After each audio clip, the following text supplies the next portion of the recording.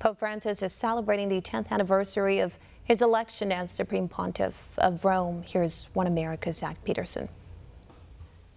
After a decade at the helm of the Vatican, Pope Francis is showing no signs of slowing down. And now, being out from under the shadow of the late Pope Benedict XVI, the 86-year-old seems readier than ever to open the windows of the Vatican and let some fresh air in. The Pope's comments have made waves as of late. He's recently said that homosexuality is a sin, but one that shouldn't be criminalized. And just last week, he called gender ideology one of the most dangerous colonizations in society because it blurs differences and the value of men and women. In an interview with the Argentinian newspaper La Nación Friday, Francis explained that humanity is the tension of differences, and today's questioning of gender is diluting those differences, making the world the same, all dull, all alike. He said the idea of people identifying as different genders or non-binary reminds him of a 1907 book titled Lord of the World, which depicted a future where differences disappear and all things become uniform. But the Pope turned heads in Friday's interview when he discussed the possibility of allowing priests to get married.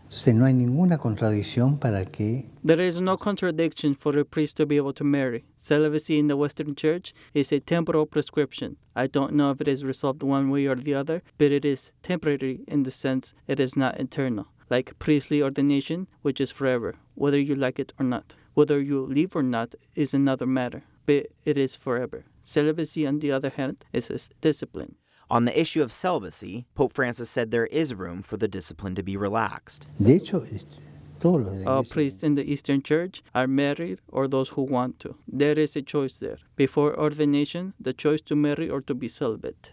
The Catholic Church teaches that a priest should commit himself entirely to his vocation, essentially taking the church as a wife. Francis challenged the practice of priestly celibacy a year ago, in which he called it a gift, but warned that without friends and without prayer, celibacy can become an unbearable burden, a counter-witness to the very beauty of the priesthood. He was most likely referring to the sex abuse scandals that rocked the church in recent decades. Priestly celibacy is not a dogma, but it is a church tradition going back 1,000 years. Maybe the Pope's new attitude is inspired by Jesus, who taught that you can't put new wines into old wineskins, or they'll burst. In the end, the Pope encourages the Church not to get caught up in political debates, because the gospel is not an ideology, a political party, or a club of people. It's a proclamation that changes your heart. Zach Peterson, One American News.